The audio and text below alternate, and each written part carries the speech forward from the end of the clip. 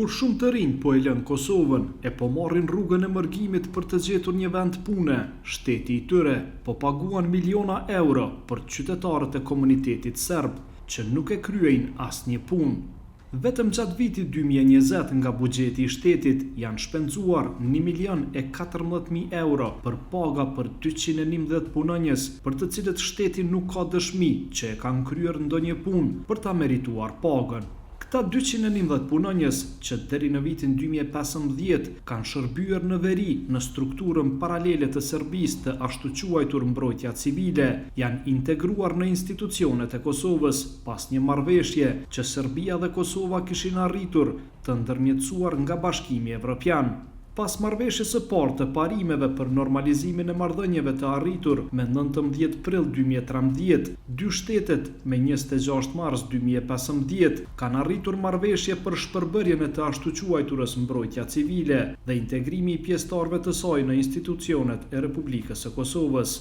Qeveria e Kosovës e udhëhequr nga kryeministri atëhershëm Isa Mustafa me 22 korrekt 2015 në mbledhjet e qeverisë kishte aprovuar konkluzionet e dakorduara për shpërbërjen e të ashtu quajturës mbrojtja civile, e cila ka funksionuar në komunat veriore të Kosovës. Në marrëveshjen e publikuar nga qeveria për procesin e integrimit të stafit të mbrojtjes civile, shkruan se ky integrim do të jetë në përputhshmëri me marrëveshjen e Brukselit dhe ligjet e Kosovës për shërbyesit civil. Nga mbi 700 pjesëtarë që pala e Serbisë i kishte deklaruar si pjesëtarë të ashtu quajturës mbrojtja civile për integrim në institucionet e Kosovës, 483 prej tyre kanë nënshkruar kontrata pune në 24 institucionet Kosovës, si në ministri dhe agjenci të ndryshme. Në dhjetor të vitit 2016 ishin përuruar disa zyra të parapara për punëtorët e integruar në veri, mirë po ajo në të njëjtën ditë ishte sulmuar me mjete shpërthyese.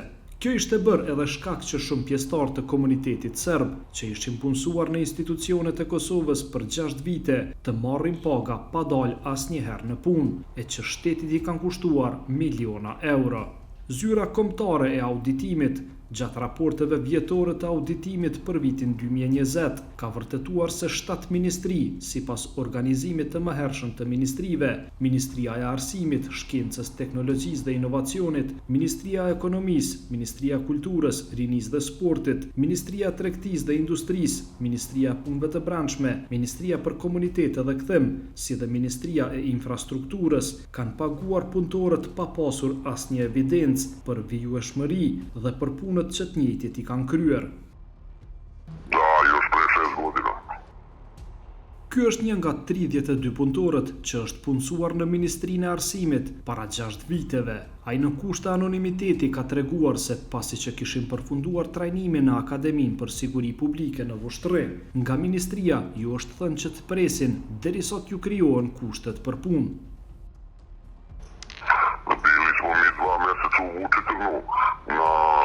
Kao akademija bila i onda su rekli se čekajte samo da napravimo, da stvorimo uslove, da nađemo kabinete, kancelarije i onda su tu nešto po Mitroviću gore došlo do nekih problema i to je tako čutelo do prošle godine. Ja sam stalno bio, ja sam imao kontakte i mailove i sve, ali šta je bilo, ne znam, uglavnom sve se dobro završilo, sve je super. Zyra kombëtare e auditimit, një prej obligimeve ligjore, e ka dhe kryerjen e auditimeve të rregullsisë të gjitha organizatave buxhetore në baza vjetore. Duke qenë se në strukturën e përgjithshme buxhetore, pagat dhe shtesat marrin pjesë me 30%, atëherë kjo kategori ekonomike është edhe fushveprim i auditimit. Një prej teksteve të auditimit që ZKA kryen në kategorinë ekonomike, paga dhe meditje, është edhe vijueshmëria në punë e të punësuarve. Në këtë drejtim, auditorja e përgjithshme, Vlora Spanca, bën të ditur se pas auditimit që kanë kryer për vitin 2020, kanë vërejtur se në 7 ministri janë paguar 211 punonjës pa vijuar fare punën. Ata, sipas Spancës, buxhetit të shtetit i kanë kushtuar 1.014.000 euro. Me rastin e kryerjes së këtij testimi, po i referohem të dhënave të audituara për vitin 2020, auditorët kanë identifikuar se 211 punonjës të sistemuar në 7 ministri janë paguar gjatë tërë vitit në një shumë totale prej 1.014.000 euro pa vijuar fare punën. Këto pagesa kanë të bëjnë me pagesën e zyrtarëve të komunitetit sërb të së ashtu quajturës mbrojtje civile. Këta 211 punonjës ishin shpërndarë në 7 ministri dhe kjo ishte si rezultat i marrëveshjes së Brukselit në mes të Republikës së Kosovës dhe Republikës së Serbisë për normalizimin e marrëdhënieve të dy shteteve, përkatësisht për integrimin e këtij komuniteti të ashtu quajturit mbrojtja civile. Megjithatë, vendosja e tyre në listën e pagave ishte bërë para se të krijoheshin kushtet normale për punë. Zyra kombëtare e auditimit tek tash ka filluar të publikojë raportet e auditimit për vitin 2021, e që dukuria e pagesës së punëtorëve, të cilët nuk kanë vijuar punën, është prezente edhe në këto raporte. Ministria e Ekonomisë edhe gjatë vitit 2021 ka paguar 18 punonjës pa e vijuar fare punën, që buxhetit të shtetit i kanë kushtuar mbi 93.000 euro. Për vitin 2021, ne tashmë vetë se kemi filluar me publikimin e raporteve të auditimit për pasqyrat vjetore financiare të ministrive, dhe raporti i parë nga ministrit i cili është publikuar është raporti për Ministrinë e Ekonomisë, dhe në raport të auditimit e kemi pasqyruar se kjo çështje është evidente ende. Do thotë janë paguar 18 punonjës në vlerë prej 93.435 euro pa vijuar fare punën. Sipas ministrisë, arsye për këtë është se ministria nuk ka arritur të krijojë vendet e punës, do të krijojë kushtet e përshtatshme që këta punonjës të fillojnë punën. Çështja për neve është trajtuar si pagesë e parregullt në aspektin e auditimit, dhe si e tillë e ka ndikuar edhe opinionin e auditimit për pasqyrat vjetore financiare të ministrisë, për cilën edhe kemi dhënë opinion të kualifikuar. Për raportet e tjera apo gjendjen se si është tek ministritë e tjera, tash presim edhe raportet do të thotë me radhë varësisht për progresit në punë të auditorëve. Ministria e Arsimit është një nga ministritë ku janë punësuar ish pjesëtarët e të ashtu quajturës mbrojtja civile. Raporti auditimit për pasqyrat financiare vjetore të kësaj ministrie për vitin 2020 evidenton 32 punonjës që janë paguar pa dalë fare në punë. Në raportin e ZKA-s thuhet se për këta punonjës, Ministria e Arsimit nuk ka dëshmi për ta konfirmuar paraqitjen e tyre në vendin e punës për t'i kryer detyrat për të cilat janë të ngarkuar me kontrata, përderisa ishte bërë pagesa e rregullt e pagave të tyre. Vlera financiare për shpenzimet e pagave për vitin 2020 për këta 32 zyrtar është 135.760 euro. Këta 32 zyrtar pa e vijuar asnjë ditë punën, kanë marrë paga në shumën prej 847.000 eurove nga Ministria e Arsimit prej vitit 2016 e deri në shkurt të këtij viti, kur kjo ministri ka marrë vendim që të mos ju ekzekutoj pagat të njëjtëve. E para e Arsimit thotë se në ministri, këta punëtor kanë ekzistuar vetëm në evidencë të pagave dhe se nuk kanë pasur asnjë kontakt tjetër të tyre. Sipas saj, të 32 zyrtarët janë lajmëruar në ministri tek pasi është bërë ndalimi i pagave. Kam kërkuar nga divizioni zyra e burimeve njerëzore këto dhe nga sekretari i Ministrisë së Arsimit që të na jepë të dhënat se kush janë këta zyrtare dhe pse nuk paraqiten në punë. Më ka njoftuar që janë zyrtarë të cilët punojnë në Ministrinë e Arsimit gjithsesi paguhen si rezultati i marrëveshjeve të Brukselit, dhe se nuk kanë të dhëna, domethënë të sakta. Ka ekzistuar evidenca me emra, por se të njëjtit asnjëherë nuk janë paraqit në punë. Ne kemi kërkuar që të kontaktohen edhe të ftohen për të kërku specifikisht nga ata se pse nuk lajmërohen në punë. Nga zyrtarët në ministri më është thënë se një pjesë e konsiderueshme e tyre nuk i kemi kontaktet, edhe në numrat që kanë provuar në kontaktet që i kanë vendosur ka qenë e vështirë të kontaktoj sepse nuk janë lajmëruar. Dhe mandej kemi vendosur të gjithë, domethënë i kemi ndalu pagesat, edhe në një kohë shumë të shpejtë të 32 këta zyrtarë janë lajmëruar në Ministrinë e Arsimit. Këta punonjës janë të emëruar në pozita të ndryshme brenda departamenteve të ministrisë, mirë po ata nuk kanë përshkrim specifik të detyrave që duhet t'i kryejnë. Këtë e konfirmon edhe ministrja Njagovci, e cila thotë se nuk kanë të dhëna se cilat kanë qenë detyrat dhe përgjegjësitë që është dashur t'i kryejnë ata punonjës. Tani është edhe një problem sepse nuk janë ditë të gjitha detajet e marrëveshjes në bazë të cilës ata janë punësuar. Unë akoma sot nuk i di specifikat, e di një pjesë ajo që është publike, në bazë të dokumenteve që janë në ministri, të gjitha janë aktemrime. Do të thonë është një aktemrim i thjeshtë ku përmendet emri mbi emrin i personit i cili është i caktuar të punojë në Ministri të Arsimit, por nuk ka detaje për përgjegjësitë dhe detyrat e punës. Të paktën ne këtu në ministri nuk i kemi gjetë një kontratë të punës, një përshkrim të detyrave specifike. Nuk di a e ka bërë dikush në të kaluarën, por në bazë të asaj që ekziston si dokumentacion në ministri edhe asaj që është prezantuar nga këta zyrtarë, nuk ka pas një kontratë specifike me përshkrim të detyrave të punës, të gjitha kanë qenë aktemrime. Emisioni ka siguruar një email që punëtorët i kanë dërguar Ministrisë së Arsimit, pasi kjo e fundit ua ka ndalur pagesat atyre. Në këtë ankesë që është dërguar në emër të 32 punëtorëve, theksohet se ata nuk kanë ndonjë faj për gjendjen e krijuar, teksa kërcënojnë se do të ndjekin rrugën ligjore nëse nuk do të ekzekutohen pagat e tyre.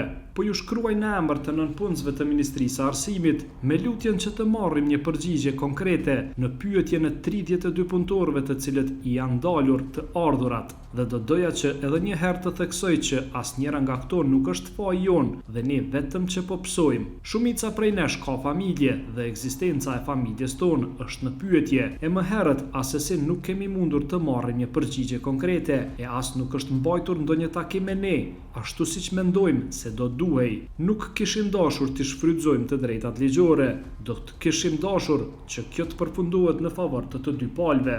Në vijim të kësaj ankese, punëtorët kanë shprehur gatishmërinë për të kryer të gjitha detyrat që do t'ju ngarkohen nga ana e ministrisë. Po ju shkruaj si nënpunës i Ministrisë së Arsimit me qëllim që edhe një herë të ju siguroj gatishmërinë time në kryerjen e detyrave që kërkohen nga unë, të cilat parashihen në kontratën e përhershme për angazhimin tim. Me këtë në mendje dua të potencoj se që nga dita e parë e angazhimit tim e deri në ditën e sotme asnjëherë nuk e kam refuzuar asnjë detyrë të caktuar.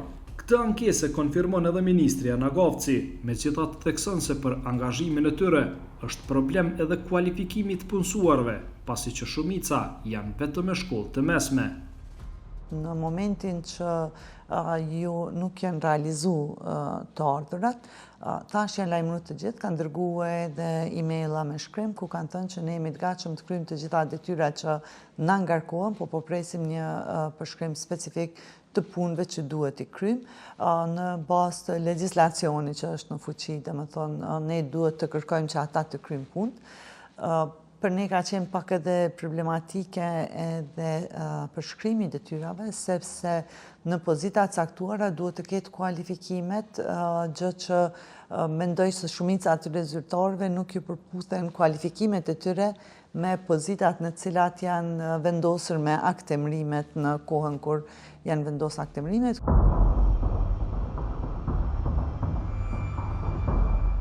Përveç Ministrisë së Arsimit, probleme punëtorët që nuk dalin në punë kanë edhe ministritë e tjera, që sipas organizimit të mëhershëm të ministrive janë ajo e ekonomisë, e kulturës, rinisë dhe sportit, Ministria e Tregtisë dhe Industrisë, Ministria e Punëve të Brendshme, Ministria për Komunitete dhe Kthim, si dhe Ministria e Infrastrukturës. Këto ministri, këta punëtor, i kanë paguar pa vijuar fare punën që nga viti 2016, kur edhe ka ndodhur nënshkrimi i akt emërimeve të tyre.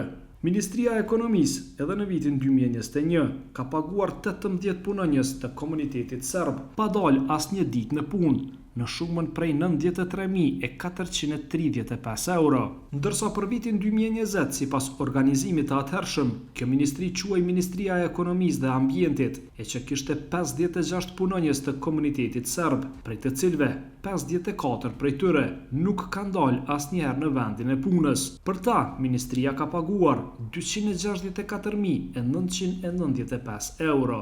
Ministria e Kulturës, Rinisë dhe Sportit për vitin 2020 ka paguar 21 punëtor pa pasur asnjë evidencë që ata kanë kryer ndonjë punë e që buxheti të ministrisë i kanë kushtuar 158.989 euro. Ministria e Infrastrukturës për vitin 2020 ka paguar 162.000 euro për 32 zyrtarët e integruar në këtë ministri, për të cilët nuk ka asnjë evidencë që kanë kryer ndonjë punë e as që kanë dalë në vendin e tyre të punës. Edhe Ministria e Punëve të Brendshme gjatë vitit 2020 ka paguar 20 punëtor pa dalë fare në punë në shumën prej 100.583 euro. Ministria e Tregtisë dhe Industrisë për vitin 2020 ka paguar 25 punëtor pa dalë asnjëherë në punë, e që buxhetit të saj i kanë kushtuar 122.738 euro. Ministria për Komunitete dhe Kthim për vitin 2020 ka paguar 20 punëtor në shumën prej 103.562 euro, ani pse ata nuk kanë kryer asnjë punë. Pagesa e shpjestarëve të së ashtuquajturës mbrojtja civile nga ana institucioneve të Kosovës pa u paraqitur asnjëherë në punë, është kritikuar në vazhdimsi nga shoqëria civile, të cilët kanë bërë thirrje që të gjendet një zgjidhje, pavarësisht se punësimi i tyre është bërë përmes marrëveshjes së Brukselit. Po kjo definitivisht është një keq administrim i institucioneve, për shkak se në rastin konkret kemi një numër të caktuar të punëtorëve të cilët marrin paga dhe nuk paraqiten në punën e tyre. Do thotë nëse të njëjtit nuk paraqiten në punën e tyre për shkak se nuk ju janë krijuar kushtet, kuptohet që të njëjtit nuk mund të penalizohen për këtë, për shkak se fakti që ata nuk dalin në punë nuk është për fajin e tyre, mirë po është për fajin se institucionet nuk kanë ndërmarrë veprimet adekuate dhe në këtë situatë do të thotë kemi të bëjmë me një gjendje kur shpenzohet pa nevojë buxheti i Republikës së Kosovës për miliona euro për disa persona të cilët duhet të jenë në vendin e punës që të njëjtit nuk janë. A ka mundësi të ndryshme ligjore për t'u adresuar kjo çështje dhe nuk konsideroj se ka ndonjë problematik të caktuar. Në rastin konkret do thotë nëse është e pamundur që të krijohen kushtet e punës në vendet e punës ku ata janë të emëruar, ligji parashë për shembull edhe mundësinë e transferimit prej një institucioni në institucionin tjetër nëse nuk mund të shërbejë, mirë po në asnjë rrethon nuk duhet që institucionet të mjaftohen, do thotë sepse në një institucion të caktuar nuk kanë mundësi për shembull të ndërmarrin masa dhe për këtë arsye të njëjtit të vazhdojnë të marrin pagën pa qenë prezent. Eri tek kësaj është definitivisht një keq administrim dhe një dëmtim i buxhetit pa nevojë për shkak se pozitat të caktuara të cilat ndoshta kanë mundur të kryhen nga këta zyrtar, institucionet e caktuara është dashur që të marrin zyrtar tjerë dhe për këtë arsye do thotë për punën e njëjtë kemi pasur dy paga dhe është dëmtuar buxheti i Republikës së Kosovës. Auditoria e përgjithshme e Republikës së Kosovës, Vlora Spanca, thotë se është dëmtim i buxhetit pagesa e punonjësve që nuk e vijojnë punën. Kjo është fakt mjaft shqetësuese për shkak se qeveria e Republikës së Kosovës nuk ka arritur të marrë kundërvlerën apo shërbimin për cilin edhe ka paguar dhe në fakt është edhe dëmtim i buxhetit. Mirë po në anën tjetër këta punonjës ka një akt emërim, i cili akt emërim do thotë prodhon edhe efekte juridike dhe nuk është se mund të largohen aq lehtë edhe nga listat e pagave. Përderisa arsyet janë që ministria apo qeveria nuk ka arritur t'ju krijoj kushte, atëherë mbetet do të thotë në përgjegjësinë e ministrave për pagesën e tyre, mirë po pa marrë kundërvlerën apo shërbimin nga këta punonjës. Spanca nga zyra kombëtare auditimit tregon se çfarë arsyesh u janë dhënë nga ministritë përkatëse, sepse këta punonjës nuk dalin në vendet e punës, si dhe rekomandimet që i kanë dhënë për to. Pothuajse do të thotë të gjitha këto ministri, ne kemi dërguar raportet tona individuale dhe kemi raportuar çështjen shqetësimin ton lidhur me pagesën e punonjësve pa vijuar punën dhe kemi dhënë rekomandime që ministra duhet të bëjnë shmas që t'i ofrojnë kushtet e punës, do të thotë secilit të punësuar. Ky ka qenë rekomandimi jonë të cilin e kemi shprehur në secilin raport të auditimit. Duke marrë parasysh tash edhe publikimin e raportit të auditimit të Ministrisë Ekonomisë, e kemi vrejtë se rekomandimi nuk është zbatuar. Emisioni ka kërkuar përgjigje edhe nga ana e qeverisë së Kosovës se si do të veprojnë ndaj këtyre punonjësve që po paguhen pa e kryer asnjë punë, por ata kanë vendosur të heshtin përballë pyetjeve tona. Në anën tjetër, Ministria e Arsimit është vetmja që tashmë ka një plan konkret se si do të veprohet me këta punonjës. Ministria e Dikasterit të Arsimit thotë se tashmë kanë përgatitur një draft marrëveshje që këta punonjës të vendosen në komunat në veri të Kosovës dhe atyre të ju caktohen detyrat dhe përgjegjësitë. Jemi duke mundu me gjetë një zgjidhje duke i transferu në komuna ku do të kishin detyra specifike që caktohen edhe nga komunat konforme dhe me kualifikime që ata i kanë. Ne duhet bëjmë zgjidhje brenda këtij muaji në mënyrë që në muajin qershor, sepse është edhe ligjërisht problematike që të mos realizohen të drejtat që ju takojnë sepse ju kanë dhënë në të kaluarën, edhe po besojmë që brenda këtij muaji do të bëjmë një zgjidhje në mënyrë që në qershor të kemë përshkrimin e detyrave edhe të paguhen për punën që e bëjnë. Këtë e ka konfirmuar edhe një nga punëtorët e Ministrisë së Arsimit, i cili bën të ditur se tash do të punojnë në një nga komunat e veriut të Kosovës. Da, vratili su nas sve su nam isplatili. Da. I sad radimo svaki radi svoju lokalnu samoupravu, tu imaju direktore za obrazovanje, nauku i tehnologiju, trenutno smo sa njim u saradnji, ovako da počinjemo da radimo. Emisioni ka kontaktuar edhe ministritë e tjera që zyra kombëtare e auditimit ka evidentuar se paguajnë ish-pjesëtarët e mbrojtjes civile pa kryer asnjë punë të vetme, por që të njëjtit kanë kthyer përgjigje me shkrim. Nga Ministria e Ekonomisë që edhe gjatë vitit 2021 ka paguar punëtorët e të ashtu quajturës mbrojtja civile pa pasur evidenca për vijshmëri dhe për punët që kanë kryer, thotë se këtë çështje janë duke e trajtuar. Aktualisht Ministria e Ekonomisë e ka në plan të veprimit trajtimin e kësaj çështje dhe është në proces të gjetjes së modalitetit më të zbatueshëm dhe praktik në këtë drejtim. Vetëm përgjigje me shkrim kanë ofruar edhe nga Ministria e Mjedisit, Planifikimit Hapësinor dhe Infrastrukturës, që ka të punësuar 32 punonjës e që e konfirmojnë se si ministri kanë probleme për ofrimin e kushteve elementare për punë për këta punonjës.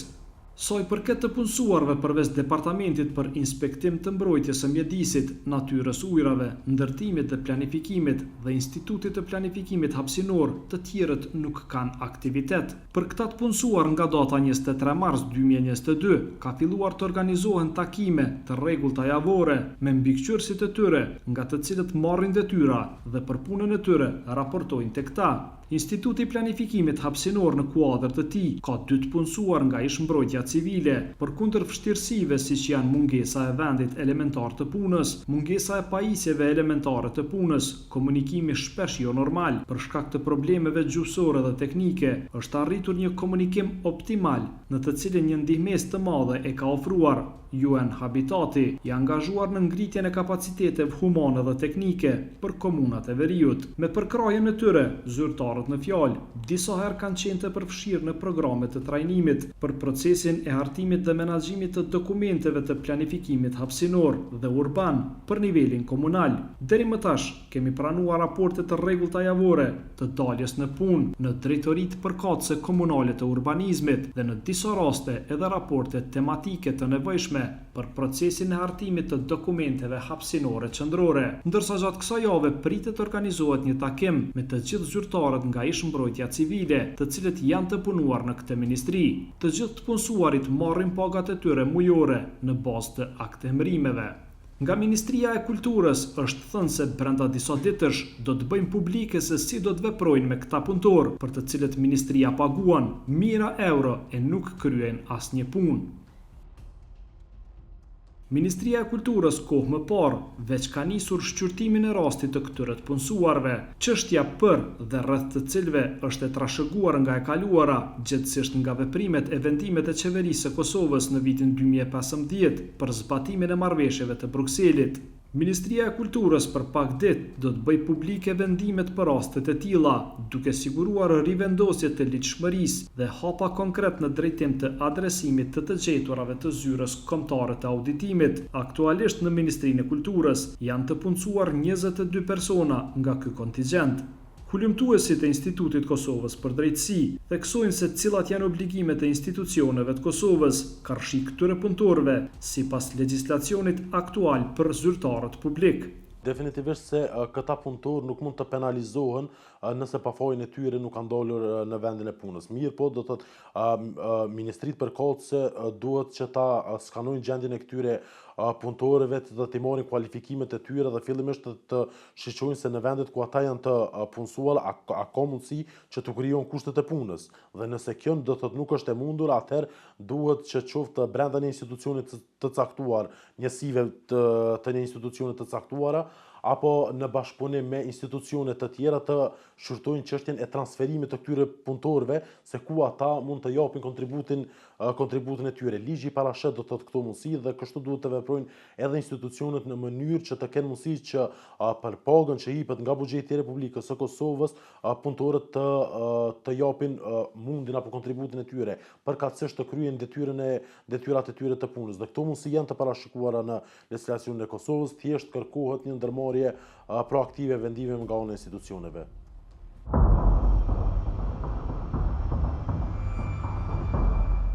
Jo të gjitha ministrit ku janë të emëruar punonjësit e të ashtu quajturës mbrojtja civile kanë probleme vijshmërinë dhe kryerjen e punëve nga këta pjesëtarë. Në Ministrinë e Drejtësisë, përkatësisht në shërbimin korrektues të Kosovës, janë të punësuar 27 pjesëtarë të ishmbrojtjes civile, të cilët janë të vendosur në qendrën e paraburgimit në Mitrovicë. Zëvendës drejtori i përgjithshëm i shërbimit korrektues Ismail Dibrani thotë se të gjithë zyrtarët që janë punësuar në bazë të marrëveshjes së Brukselit shërbejnë si zyrtar korrektues dhe se nuk kanë pasur asnjë problem me vijshmërinë në punë apo kryerjen e detyrave që u janë caktuar. 27 zyrtar korrektues, të cilët sipas marrëveshjes së Brukselit tani janë të sistemuar në qendrën e paraburgimit në Mitrovicë. Më po flasim për vitin 2015, kur janë pranuar 25 zyrtar, dhe në vitin 2016 2 zyrtar tjerë. Realisht edhe këta zyrtarë, se gjithë zyrtarët tjerë, janë nështruar trajnimit cilët i nështruar edhe zyrtarë tjerë në Akademinë për Siguri Publike në Vushtre, dhe trajnimi ka përfunduar pa asnjë problem dhe integrimi i tyre është bërë në mënyrën më të mirë të duhur dhe janë të integruar si gjithë zyrtarët tjerë. Nuk kanë asnjë problem në raport me punët që bëjnë, dhe vijshmëria e tyre në punë është rregull si e gjithë zyrtarëve tjerë korrektues në të qendra tjera. Dibrani thekson se shërbimi korrektues nuk kanë pasur probleme për integrimin e këtyre punonjësve, derisa thotë se po të kishte mungesë të vijshmërisë në punë, sikurse për çdo zyrtar tjetër do të ndërmerreshin procedura disiplinore. Janë institucione tjera të cilat merren me të kaluarën e këtyre zyrtarëve. Ne kemi obligime ligjore prej momentit kur një zyrtar korrektues pranohet në institucionin korrektues, që të respektojë të gjitha procedurat dhe rregullat e institucioneve korrektuese. Në këtë rast po flasim për qendrën e paraburgimit Mitrovicë. Nuk kemi asnjë rast të vetëm që ndonjëri prej këtyre zyrtarëve i ka thyer rregullat apo ka rënë ndesh me rregullin brenda qendrës së paraburgimit në Mitrovicë. Sipas tij, të gjithë zyrtarët korrektues, përfshirë edhe këta të komunitetit serb, i nënshtrohen në raportimit tek EPRO-rët e tyre dhe për ta marrin raporte në mënyrë periodike. Auditoria e përgjithshme Vlora Sponca bën thirrje që qeveria dhe ministria të veprojnë sa më shpejt që të jetë e mundur që të krijojnë kushte pune për këta zyrtarë, që ata të meritojnë pagat e tyre, të cilat vetëse po i marrin. Me qenë se është një marrëveshje Brukselit e cila është arritur mes dy qeverive, është e rrugës që secila ministri të bëj maksimumin që të akomodoj, për shkak se është marrë një angazhim përsipër dhe tashmë zyrtarisht këta punonjës kanë edhe një akt emërim dhe në bazë të strukturave, organizimeve të brendshme që i kanë, t'i akomodojnë dhe t'ju ofrojnë kushte për punë. Mbetet të shihet nëse rekomandimet e zyrës kombëtare të auditimit do të merren parasysh nga institucionet e Kosovës, apo edhe gjatë këtij viti do të vazhdojnë të shpenzohen miliona euro për të paguar punonjësit që nuk dalin asnjëherë në punë.